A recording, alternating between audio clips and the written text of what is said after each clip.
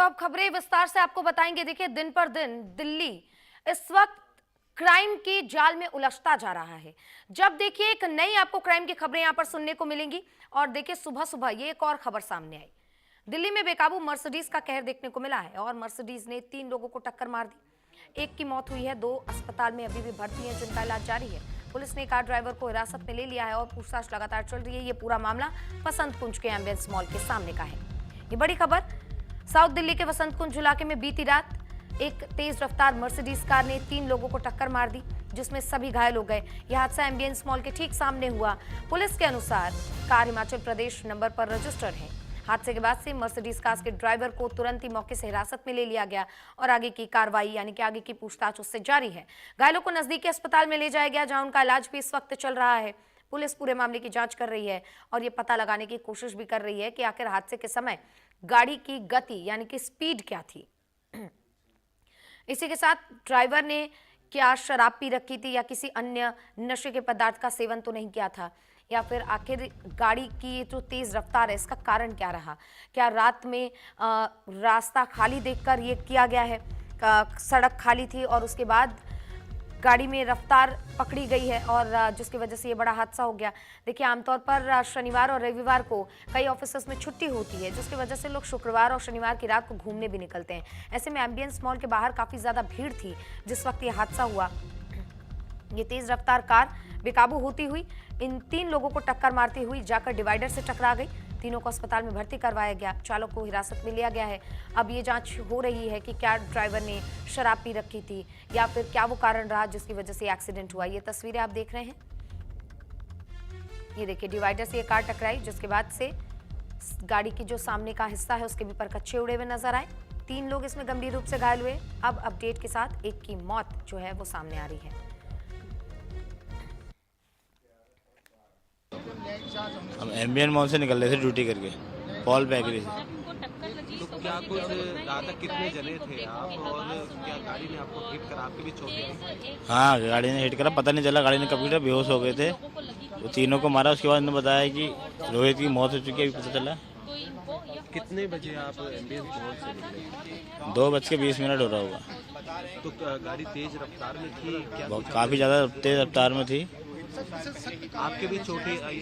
हाँ, हमारी भी चोटें आई हैं, पैर में और इधर छोटे हैं। इस मामले में आपके जो साथी है रोहित, उनकी डेथ हो गई आपको पता चला है, और दूसरे जो साथी थे क्या उनसे गायब हुए, उनकी स्थिति कैसी है? पता है, ये लोग बता रहे हैं जो साथ में थे कि हाथ में चोट है, बाकी देखने पे मुझसे। रोहित की?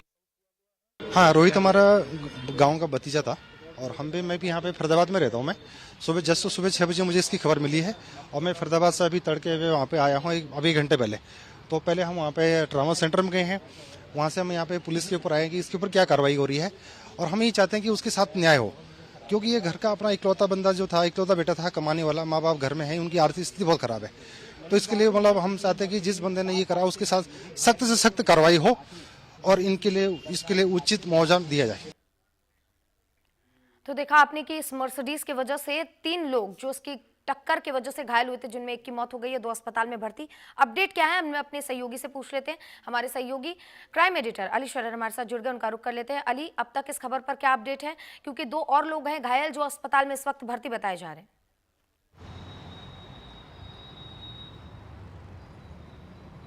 देखिए, बिल्कुल सुचित्रा, रफ्तार का कहर दिल्ली में कोई पहली बार नहीं, अब से पहले भी चाहे वो थार हो, BMW हो और अब मर्सिडीज़ G63 ये कार थी जो कि स्पीड के मायने में बहुत महत्वपूर्ण कहलाती है।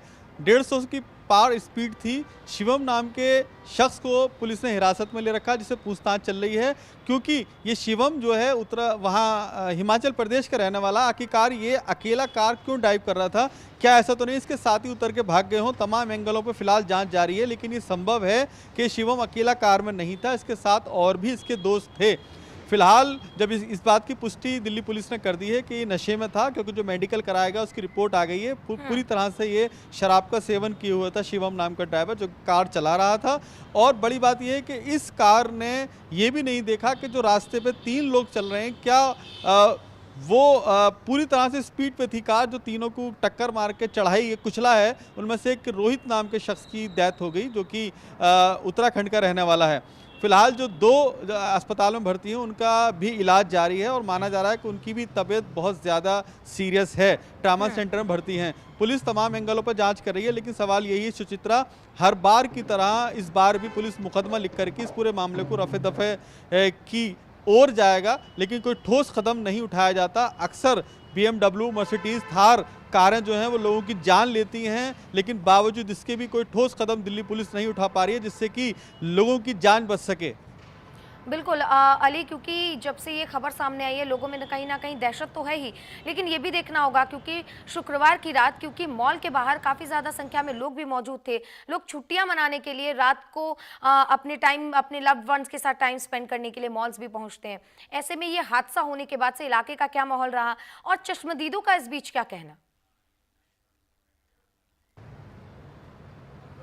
देखिए सुचित्रा, ये पूरा मामला 2:33 का है, यानी कि रात 2:33 पर इस तेज़ रफ्तार कार ने 3 लोगों को कुचला है। और इसके बारे में जानकारी अभी तक जो दिल्ली पुलिस की तरफ से दी गई है वो यही है कि जो फुटपाथ पर लोग सो रहे थे उनमें से ही ये शख्स था जिसकी डेथ हुई है।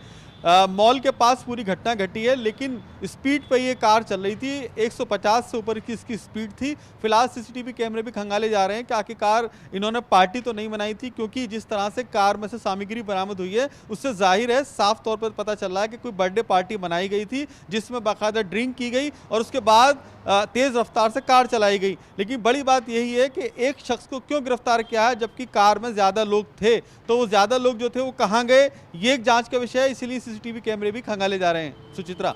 बिल्कुल अली, क्योंकि ये जब से जानकारी भी ये सामने आई है उसके बाद से लगातार ये चीज़ें भी सामने आ रही है कि आखिर दिल्ली पुलिस जागरूकता के लिए, दिल्ली पुलिस इन तमाम हादसों के रोकथाम के लिए आखिर कौन से कदम उठाएगी या उठाने के लिए काम करेगी ताकि आने वाले समय में ऐसे हादसे हमें ना देखने को मिले। सुचित्रा, बिल्कुल साफ तौर पर जिस तरह से दिल्ली पुलिस पर इस वक्त सवाल उठ रहे हैं वो लाजमी इसलिए हैं क्योंकि ऐसी घटनाएं हर हफ्ते हर रोज हो रही हैं। बावजूद इसके भी दिल्ली पुलिस के हर कदम पर पिकेट खड़ी रहती है, दिल्ली पुलिस के जवान तैनात रहते हैं, साथ के साथ CCTV कैमरे भी लगे हैं। फिर ऐसी तेज़ रफ्तार कारों को क्यों रोककर उनके खिलाफ कार्रवाई नहीं की जाती है, ये एक बड़ा सवाल है। अब से पहले आपको याद होगा वित्त मंत्रालय के अंदर एक अधिकारी को भी इस तरह से तेज़ रफ्तार BMW ने टक्कर मारी थी, जिसके बाद पति पत्नी गंभीर रूप से घायल हुए थे, जिसमें उपचार के दौरान वित्त मंत्रालय के अधिकारी की मौत हो गई थी। तो ये मामला कोई पहला नहीं है, ऐसे मामले तमाम सामने आ रहे हैं, लेकिन उसके बावजूद भी दिल्ली पुलिस कटघरे में इसलिए खड़ी नजर आ रही है क्योंकि तेज़ रफ्तार कारों पर दिल्ली पुलिस लगाम नहीं लगा पा रही है। सुचित्रा। बिल्कुल जाहिर सी बात है अली, क्योंकि जब से खबरें सामने आई है कहीं ना कहीं ये लोगों के अंदर चिंता भी पैदा करी है। अली, आप हमारे साथ बनी रहेगा, आगे भी आपका रुख करेंगे। एक और खबर दिल्ली से ही है, क्योंकि लगातार देखिए दिल्ली में क्राइम्स बढ़ती जा रही हैं। दिल्ली से एक हैरान करने वाला मामला ये सामने आया। आया नगर में फायरिंग की गई थी और इसके बाद से एक शख्स की गोली मारकर हत्या की गई थी। 52 साल के शख्स की गोली लगने से मौत हुई है। सुबह सुबह तड़के की ये खबर है, जहां पर आया नगर में कई राउंड की फायरिंग होती है। पुलिस पूरे मामले की जांच में जुटी हुई है। जब लोगों की नींद इस तड़तड़ाहट से खुलती है तो लोगों के जहन में एक डर बैठ जाता है कि आखिर इलाके में ये फायरिंग किस पर हो रही है और आखिर क्यों करवाई जा रही है, किसने करवाई है। मामले की जांच में हालांकि पुलिस जुटी हुई है, लेकिन बड़ा सवाल ये कि आखिर इस फायरिंग में टारगेट क्या वही व्यक्ति था जिसकी गोली लगने से मौत हुई है, या टारगेट कोई और था लेकिन निशाने पर कोई और आ गया। हमारे सहयोगी लगातार हमारे साथ बने हुए, उनका रुख कर लेते हैं। अली, एक और मामला आया नगर से सामने आया, जहां पर एक 52 साल के युवक की, अगर हम कहें व्यक्ति की मौत होती है और फायरिंग होती है सुबह सुबह तड़के। इलाके में क्या माहौल, सबसे पहली बात। और दूसरी बात ये कि क्या ये वही टारगेट था जिसकी हत्या की साजिश रचने के साथ साथ उसको मारने की जो प्लानिंग की गई थी, या फिर निशाना कोई और था लेकिन इसके हत्थे कोई और चढ़ गया।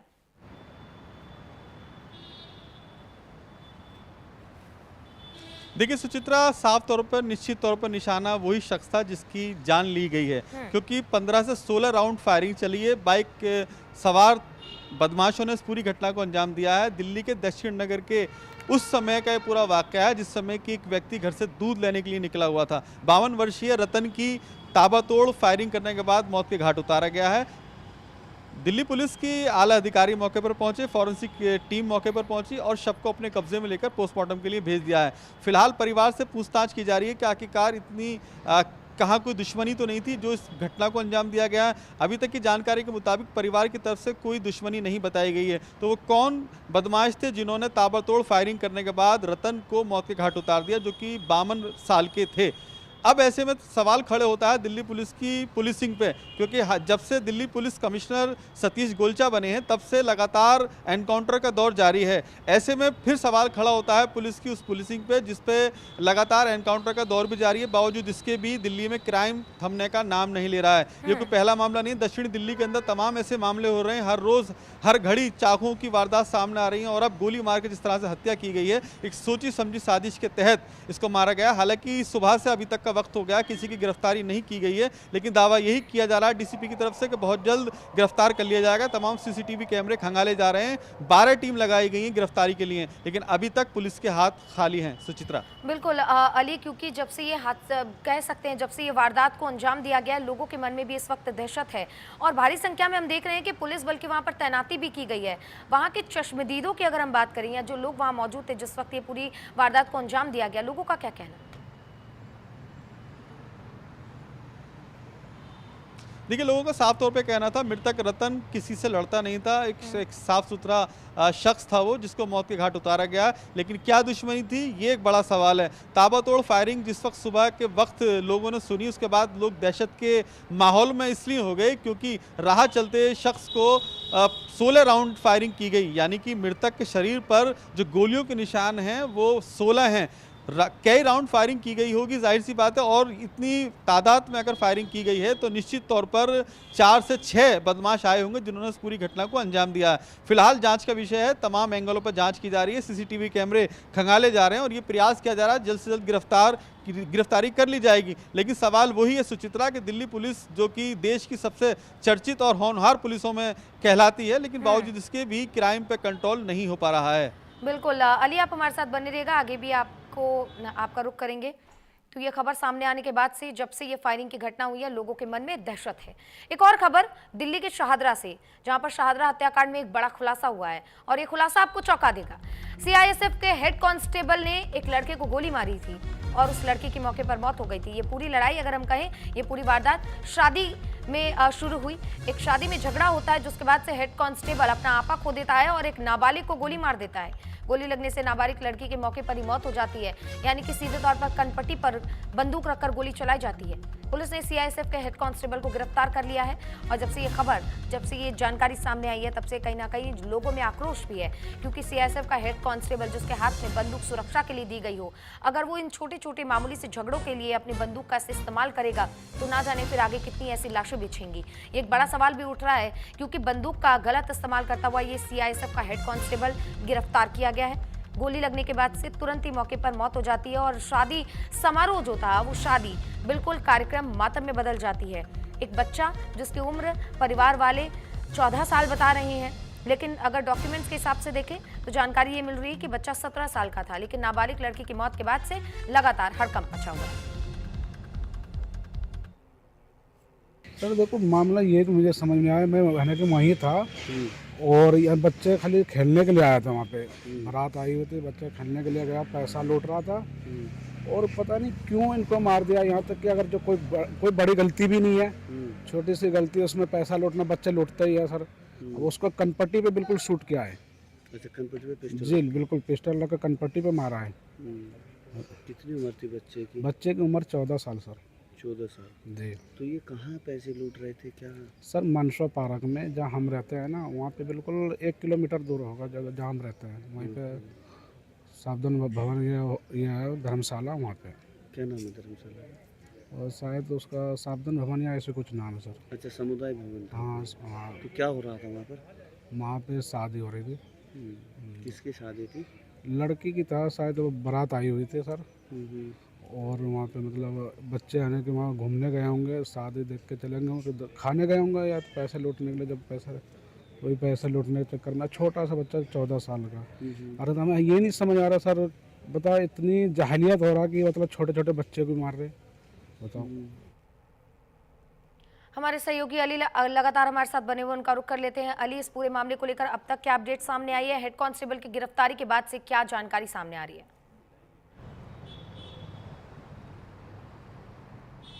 सुचित्रा, ये जो घटना घटी है मामूली से विवाद के चलते इस बड़ी घटना को अंजाम दिया गया। शादी समारोह में मामूली सी कहासुनी के दौरान सीआईएसएफ के कांस्टेबल ने अपने ही शस्त्र लाइसेंस से ली गई शस्त्र से उस नाबालिग के गोली मार कर हत्या कर दी, जिसका कोई कसूर भी नहीं था।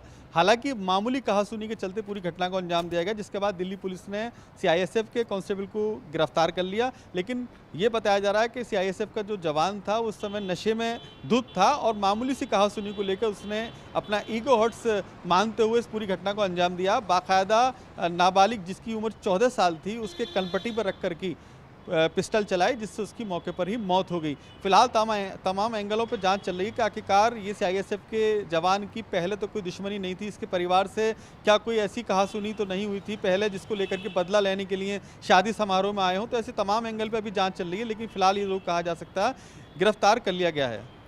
बिल्कुल अली, क्योंकि ये जब से घटना सामने आई है उसके बाद से गिरफ्तारी भी हुई है, परिवार वालों का रो रो कर बुरा हाल है। परिवार वालों की ओर से क्या कहा जा रहा है, आखिर क्या वो ऐसी बात हो गई थी इस मामूली झगड़े में जिसकी वजह से हेड कांस्टेबल ने अपना आपा खो दिया और गोली चलाने पर मजबूर हो गया?